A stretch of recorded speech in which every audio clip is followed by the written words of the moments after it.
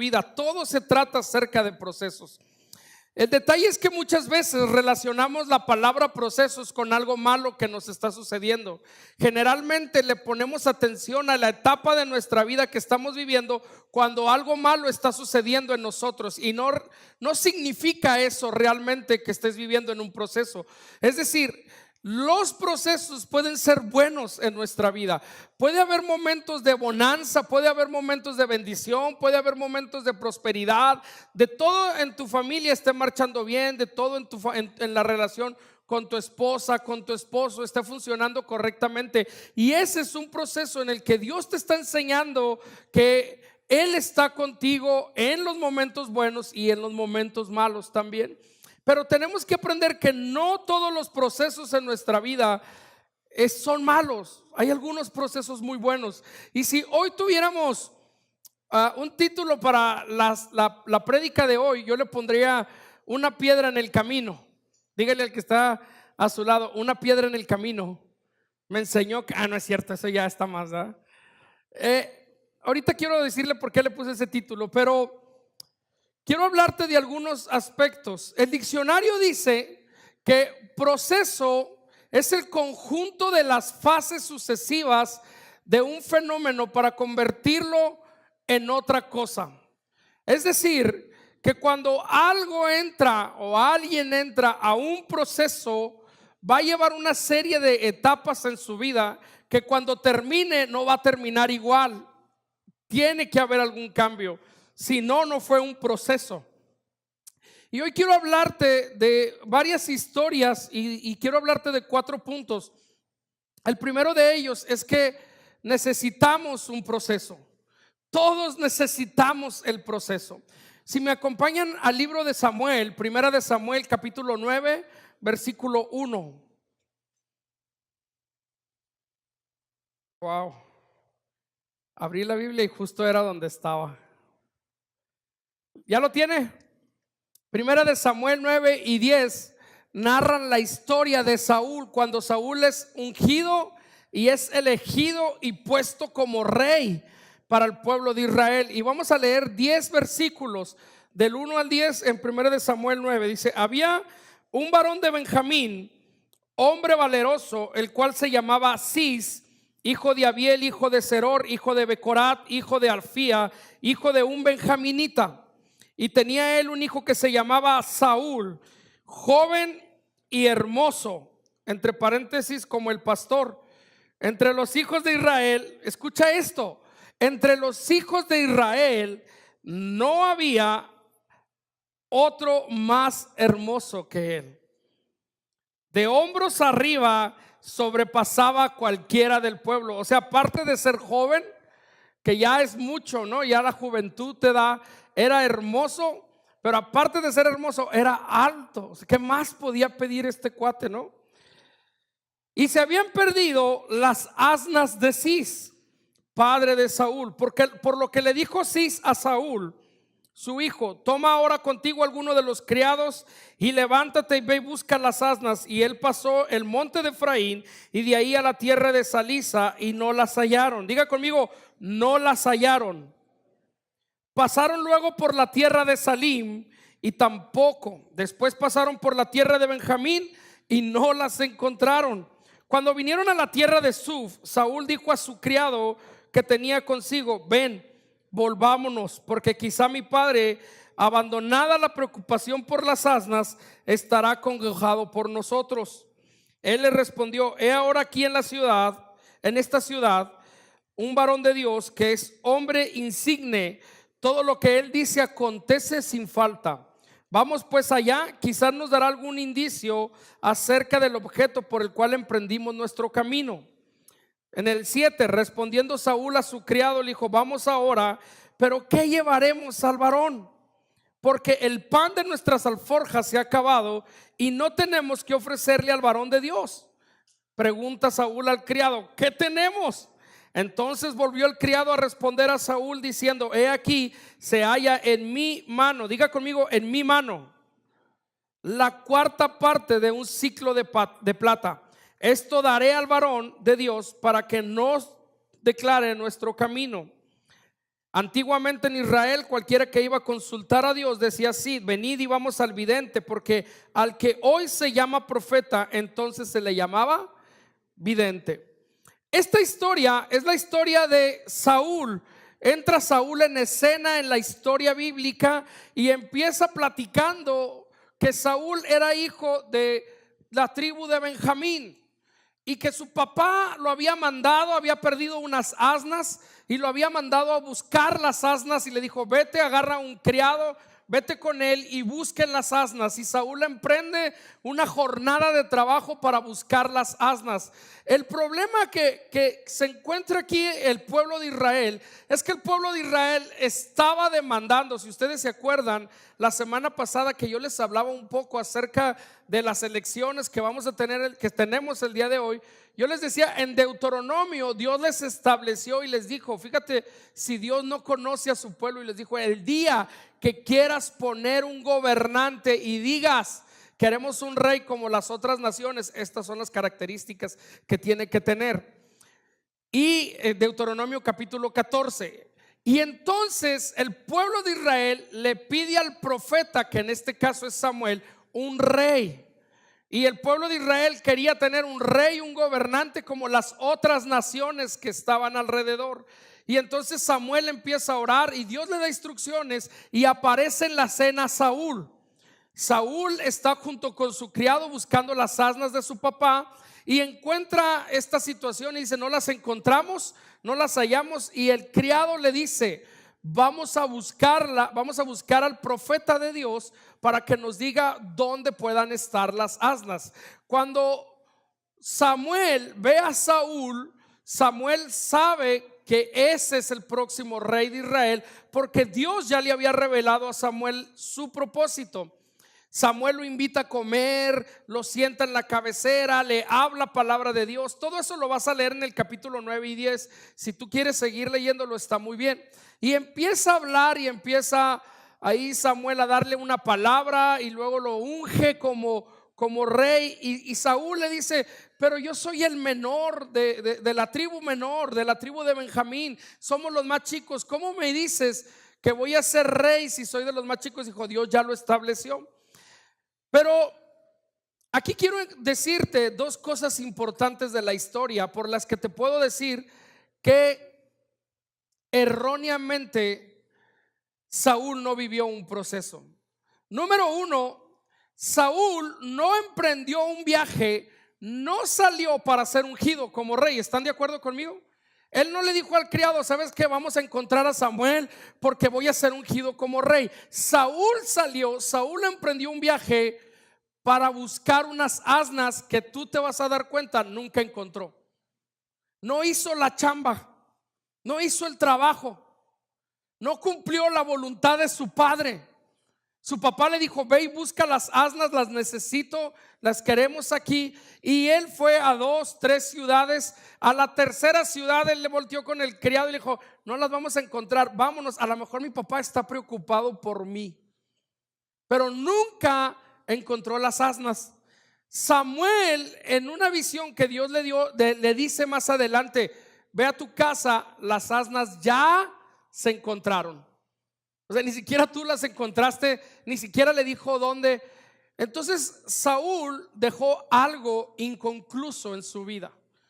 Saúl no fue y buscó las asnas, terminó por cansarse y por, como dicen los pochos, por cuitear la labor que le había sido dada, que era buscar las asnas. No las encontramos. Segunda característica de esta historia que me llama la atención es que Saúl no puso nada de él para darle al hombre de Dios. ¿Quién fue el que sacó de su bolsa y le dijo: yo traigo un cuarto de plata, de un ciclo de plata para darle al hombre de Dios? El criado. Ahora, estas historias, todos, la mayoría de nosotros que hemos ido a la iglesia, hemos conocido la historia de Saúl y de David, y todos sabemos cómo un canto empieza a encender en Saúl un celo por David. Cuando David ya había sido ungido como rey, las mujeres cantaban: Saúl mató a 1000 y David a sus 10,000, y empiezan a hacer una inseguridad en Saúl muy grande. empieza a nacer una falta de carácter en Saúl, al grado de querer asesinar a David porque le dieron celos.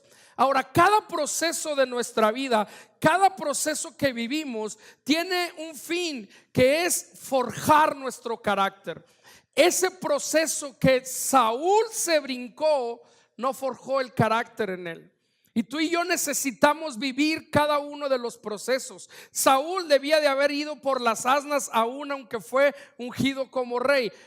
Vamos a encontrar otra situación. ¿Se acuerdan de la historia de David?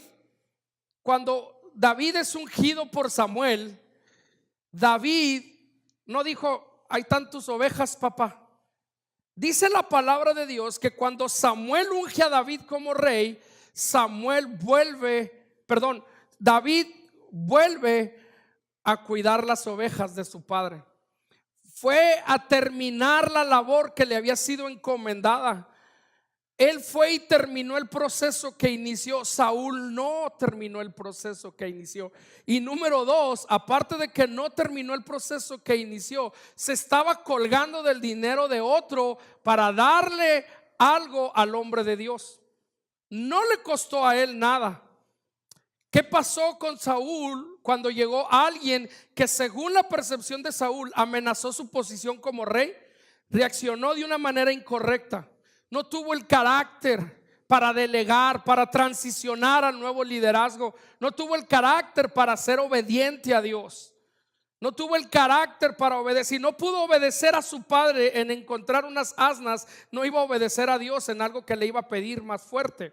Por eso él, según su criterio, nadie le dijo a Saúl: tu papá está preocupado. Él supuso en su criterio que su papá se iba a preocupar por ellos. Y entonces él tomó decisiones. Cuando Dios le ordena y le dice: ve y destruye a los madianitas, acaba con todo el pueblo, arrasa con ellos, él, según su criterio, dice: voy a destruirlo en parte, voy a tomar lo mejor y lo voy a traer para sacrificarlo a Dios. Toma decisiones que no le correspondían. ¿Pero por qué las toma? Porque no pudo vivir un proceso de obediencia que se le estaba pidiendo al principio. Por eso, amado hermano, tú y yo necesitamos los procesos en nuestra vida, porque algo nos van a enseñar, pero no para este momento, quizás van a ser para el futuro. Y tu carácter tiene que ser forjado en medio de los procesos que tú estás viviendo. Saúl no vivió el proceso, y tú y yo necesitamos vivir nuestros procesos y entender y decir: si Dios me puso en este proceso, es porque Dios tiene un plan para nosotros. Si Dios me mantiene en esta situación, es porque algo me está enseñando, algo me está preparando para lo que viene en el futuro. Cada parte de nuestra vida, cada etapa de nuestra vida nos está enseñando a vivir el proceso que Dios tiene para nosotros. Ahora, es bien importante algo que te voy a decir aquí. Nadie va a poder vivir el proceso por ti. Nadie va a poder vivir el proceso por ti. Puede haber mucha gente bien intencionada que llegue y diga: quiero vivir el proceso por ti, pero los procesos son cuestión entre tú y Dios solamente. Nadie puede llegar y decir: no te preocupes por esta situación, hacemos cambio. El problema con Saúl es que dejó que el criado le diera algo al hombre de Dios, en lugar de decir: no, espérate, yo tengo que darle algo al hombre de Dios. Pero el gran problema, no, muchas veces es que no entendemos esta parte y decimos: tienes razón, nadie debe de vivir el proceso. Pero aquí quiero hablarle a los padres, porque muchas veces los papás somos muy tentados a evitar que nuestros hijos pasen sus propios procesos, y queremos vivir los procesos nosotros que nuestros hijos tienen que pasar. No puedes evitar que tus hijos pasen el proceso, porque lo único que vas a ganar, escúchame bien, papá, cuando tú evitas que tus hijos pasen el proceso, estás criando Saúles en lugar de criar Davides. Y después tienes hijos rebeldes porque no quieres que tu hijo viva una disciplina. Es impresionante. El otro día platicaba yo con una maestra de primaria. Me dice que le es impresionante. Es una maestra ya grande de primaria, tiene muchos años de experiencia. Y me dice, yo me acuerdo hace algunos años cuando yo decía en clase, este niño se está portando mal, le hablaba al papá y la mamá le decía, el niño se está portando mal. Los papás volteaban con el niño y ahí lo regañaban y le llamaban la atención y le aplicaban una disciplina. Hoy en día los papás, cuando al niño lo castigan, van en contra del maestro y le dice, ¿por qué regañó a mi niño? ¿Por qué le hizo esto? ¿Por qué aquello? Y el niño, en lugar de vivir una disciplina, ve cómo sus papás lo defienden de algo malo que hizo contra la maestra, y el niño no vive siquiera el proceso de la disciplina. Y por eso tenemos personas jóvenes, escúchenme bien, jóvenes corruptos que son capaces de darle al tránsito una mordida. ¿Por qué? Porque no sabemos vivir los procesos que Dios nos ha puesto en nuestra vida. Y los papás hemos ayudado mucho a eso. ¿Están conmigo? Hola, buenos días. Tú no puedes evitar que tu hijo viva los procesos. Mamás, si papá aplica disciplina en la casa, tú no vayas y le digas a tu hijo, ay, al rato te la quito yo, hombre, no te preocupes. Porque mamás pasalonas crían saúles en sus casas. ¿Me escucharon? Mamá tiene que decir, te aplicaron disciplina, campeón, aquí vamos a estar, te vamos a abrazar, pero tienes que pasar el proceso de la disciplina en tu vida, porque si no vamos a estar afectando a nuestros hijos y no van a tener el carácter cuando tu papá y tu mamá ya no estés para enfrentar las cosas de la vida. Y como Saúl van a vivir frustrados y van a querer matar a medio mundo y todo el mundo está en contra de ellos. ¿Saben por qué lo digo? Por lo que está pasando ahorita en las elecciones. Si alguien viene conmigo y me dice, yo voy a votar por tal, yo les digo, qué bueno, pero no se te ocurra publicarlo en el Facebook, porque los Saúl les van a saltar así. ¿Qué te pasa? Estás tonto, no piensas, tienes que votar por este es el bueno, este es este. ¿Por qué? Porque no le enseñaron a esa persona a vivir con la tolerancia. Se tolera. Y sobre todo entender un principio básico, que mañana se acabó todo. Mañana se acabó todo.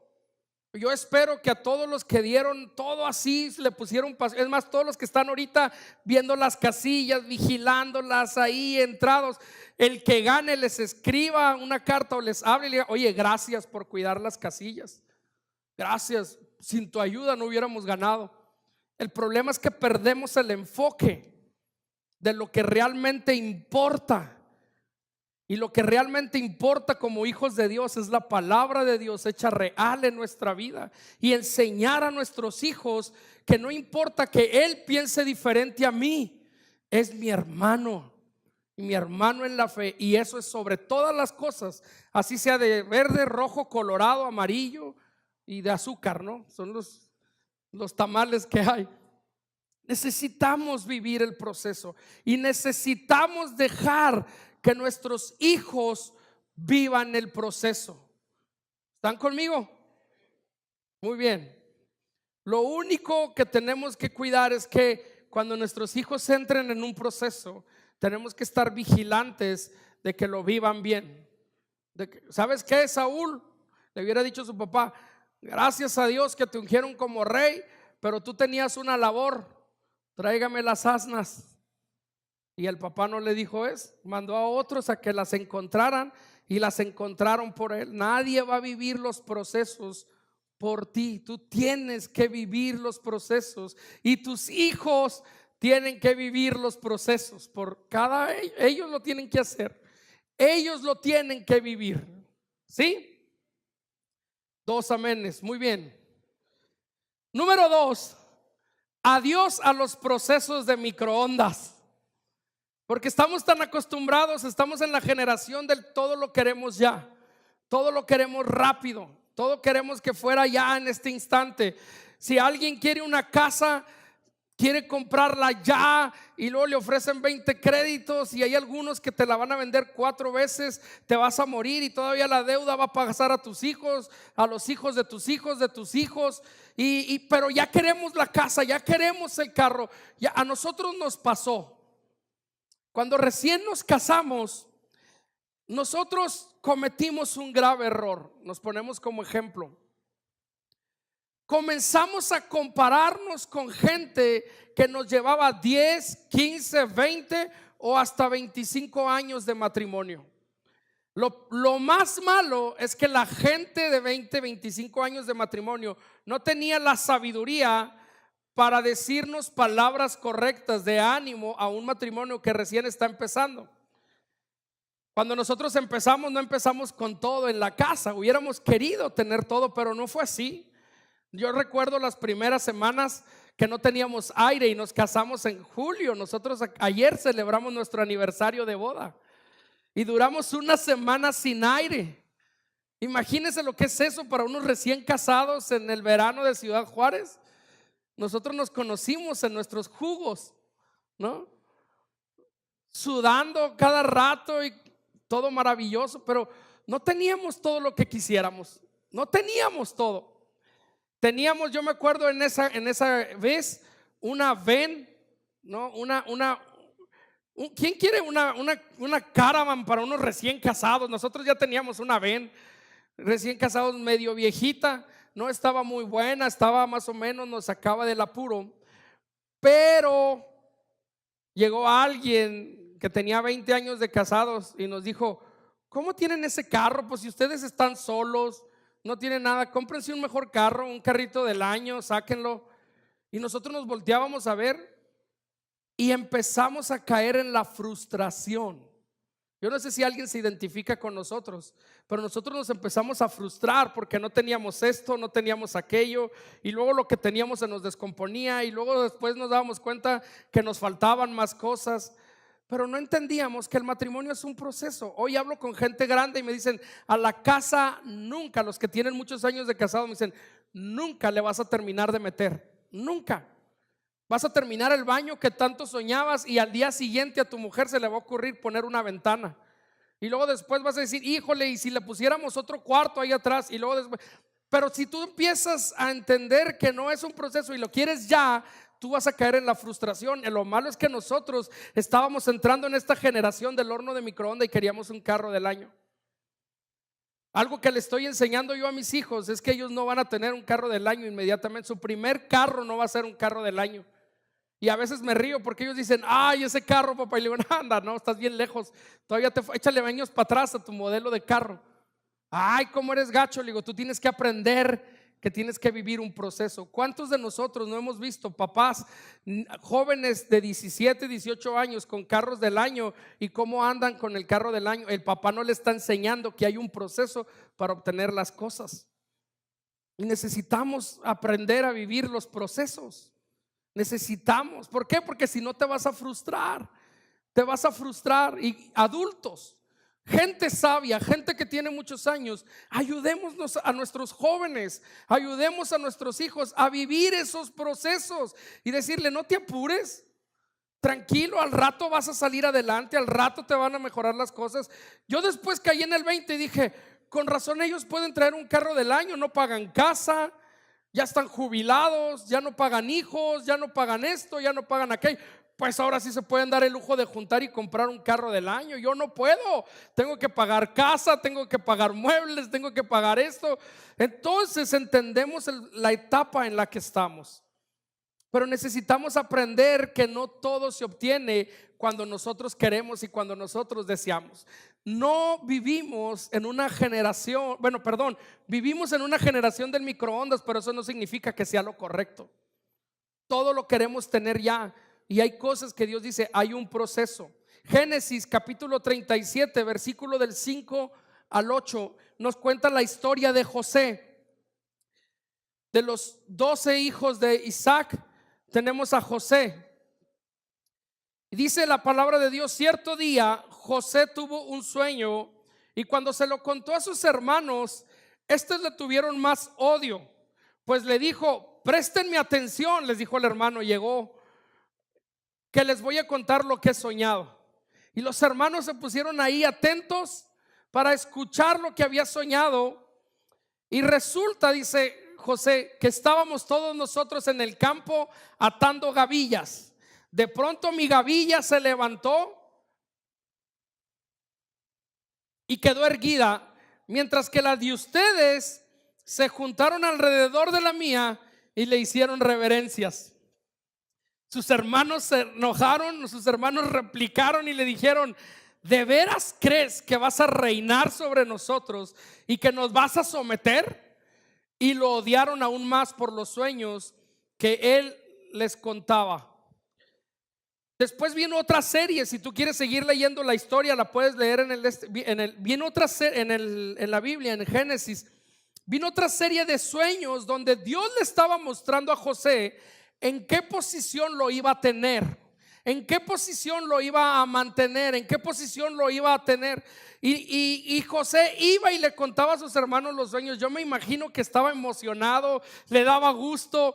Y los hermanos lo odiaban cada vez más. Si de por sí ya lo odiaban porque era el hijo que tuvo su papá. Perdón, dije Isaac, pero es Jacob, ¿verdad? Para que vean que sí me acordé. Sí, no, ¿qué pasó, mi amor? José el hijo, Jacob papá. Que de por sí Jacob lo amaba mucho porque lo había tenido en su vejez. Dice la Biblia, como lo tuvo en su vejez, lo amaba mucho. Era el niño consentido. De ahí la frase de: ay, es mi pequeño Benjamín, ¿no? Pero bueno, José no era en ese momento José era el menor. Todavía no llegaba Benjamín. Y entonces José les decía a sus hermanos y les decía: miren, este es mi sueño, este es mi sueño. Y los hermanos, si de por sí ya lo odiaban más. Y los hermanos le caía gordo. Es como si alguien llega contigo y te dice: tuve un sueño. Ah, ¿en serio? Sí, tuve un sueño que por un año tú me vas a lavar el carro todos los días. Y lo mejor es que no te voy a pagar, me vas a servir. Y tú te vas a quedar así: ¿estás loco? Sí, me vas a servir, me vas a bolear, me vas a hacer pedicure. Dios me dijo. Imagínate cuando alguien te llega y te diga: Dios me dijo. Qué fácil, ¿no? A veces así. Y los hermanos lo odiaban. Ahora, lo que José no entendía es que en ese momento José iba a entrar en un proceso que tardaría 16 o 17 años más o menos para que él fuera el gobernante en Egipto y sus hermanos vinieran y le hicieran reverencia y se postraran ante ellos. Ahora, dile al que está a tu lado que el sueño tardó 17 años.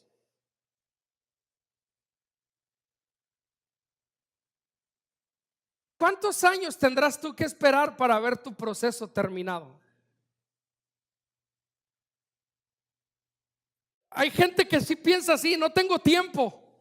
Señor, necesito que le apures porque mira, las cosas están rápidas. Y hay gente que entra en un proceso con una muy buena actitud.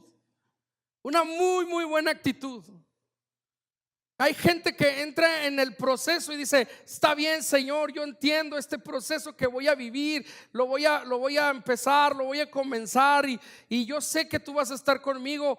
Pero a la semana le van diciendo: Señor, ¿y no será posible que adelantes poquito? ¿No será posible que me adelantes parte del proceso? Y Dios dice: no, necesito ver tu corazón, necesito entender tu corazón. Y tú y yo necesitamos desligarnos del pensamiento del microondas para poder aprender a vivir los procesos y entender que tarde lo que tarde, es Dios el que va a estar obrando en medio de ese proceso. Habacuc capítulo 2 versículo 3 dice: aunque la visión tardare aún por un tiempo, más se apresurará hacia el fin y no mentirá. Aunque tardare, espéralo, porque sin duda vendrá, no tardará. Dios te está diciendo: espera en tu proceso, porque yo lo voy a cumplir, yo lo voy a hacer real en tu vida. Yo quiero decirte que cuando yo era adolescente, estaba en un congreso y yo estaba adorando y Dios me dio a mí una revelación y me mostraba vida y gracia. Cuando yo era un adolescente y decía: tú vas a ser pastor en una iglesia, yo te voy a colocar, he puesto una unción para pastor sobre tu vida. Yo decía: ay, gracias, Señor. Pero cuando nosotros entramos, yo cuando me casé, lo primero que le dije a mi esposa: este es el llamado que yo tengo. Si tú quieres seguirme, pues le vamos a entrar juntos, pero si no, dime de una vez. Y yo estaba dispuesto, Como dice la canción, si ella dice, no, yo no quiero un esposo pastor, yo estaba dispuesto a decirle, gracias por su participación, que le vaya bien, ¿no? Y buscar a alguien que entendiera el llamado que tenía. Cuando nosotros entramos a nuestra edad de 30 años, más o menos, ya tenía, y fíjate todo el tiempo que te estoy hablando, yo recibí más o menos la palabra de Dios como a los 14 años. Casi 15 años después, nosotros estábamos frustrados, sentados en la sala y decíamos, nunca vamos a poder ser pastores. Menos cuando oíamos gente de 22, 23, 24 años, ya empezaban a ser pastores desde chicos.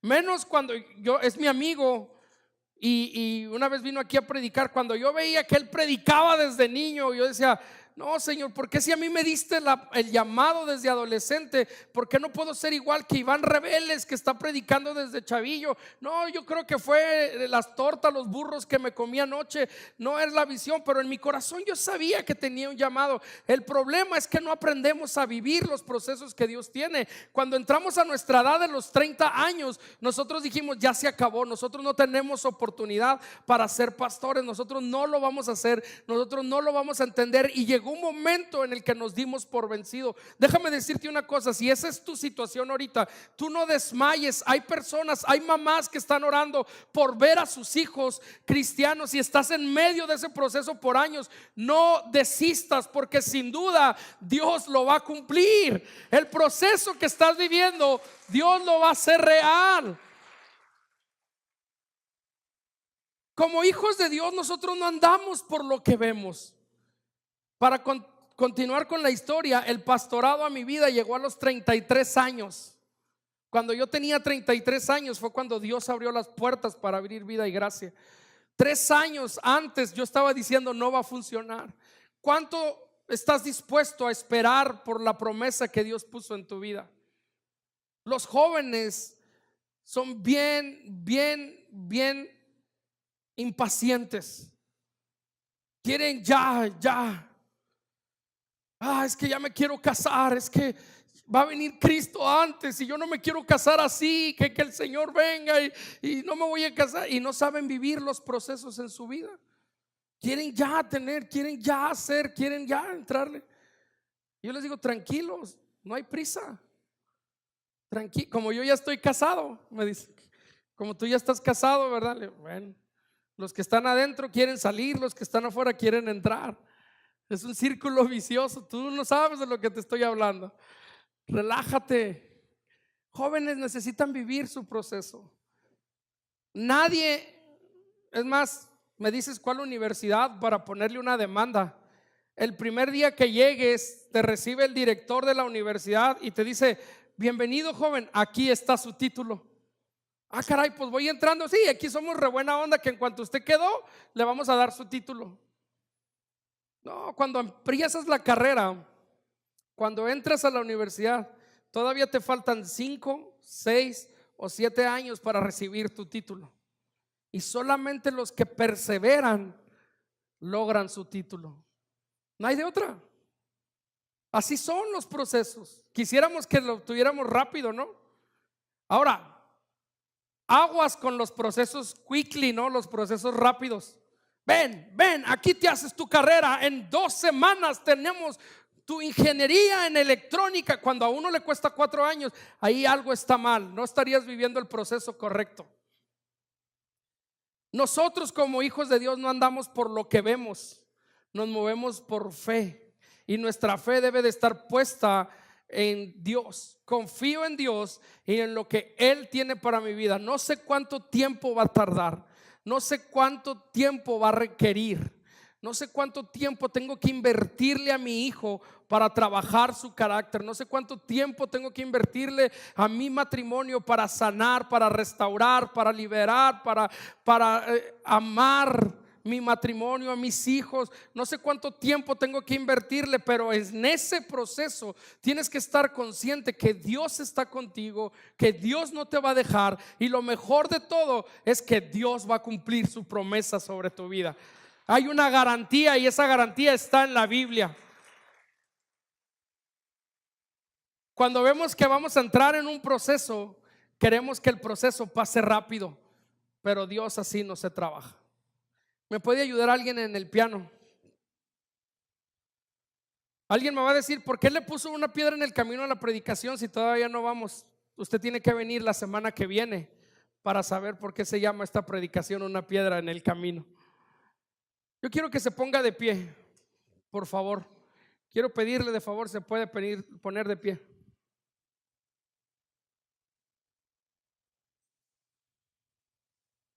Probablemente tú ya estás dado por vencido en el proceso que estás viviendo. Probablemente tú ya estás muy cansado.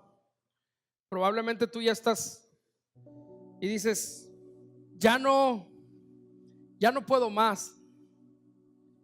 Ya no entiendo el proceso de Dios en mi vida. Hay mucha gente que está viviendo una enfermedad en su vida. Esta semana yo he estado yendo a visitar a Adrián al hospital muy seguido. Y en una de las ocasiones que yo estaba con él, le ponía mi mano sobre el hombro y le decía, tienes que aprender a vivir este proceso. Yo no sé qué quiere enseñarte Dios. Yo no vengo a darte una revelación y decirte que el Señor te tiene en esta cama por algo. Es muy difícil la situación, porque yo veía a todos los que estaban ahí alrededor de él en las camas y la situación es complicada, ¿no? Y es difícil. Yo cada vez que le escribo, le marco a Becky, mi esposa sabe, hay momentos en los que me he tenido que apartar para orar por él, en ocasiones llorar con él, llorar por él. Pero yo le decía, Adrián, juntos vamos a salir de este proceso. Dios tiene un propósito en esto. Le dije, tú vas a testificar del amor y del milagro que es Dios en tu vida. Resiste el proceso. Y es difícil en la situación en la que él está, y probablemente la situación en la que tú te encuentras el día de hoy es difícil y es complicada. No ves por dónde está la salida, no ves cómo va a terminar el proceso, pero la palabra de Dios me enseña algo y me dice, ten confianza, ten fe, porque sin duda yo lo voy a cumplir. Si Dios ha prometido, Él no va a mentir en tu vida. Él va a cumplir el propósito de Dios sobre tu vida. Y si Dios te dijo algo sobre tus hijos, Dios va a cumplir el propósito en tus hijos. No desmayes.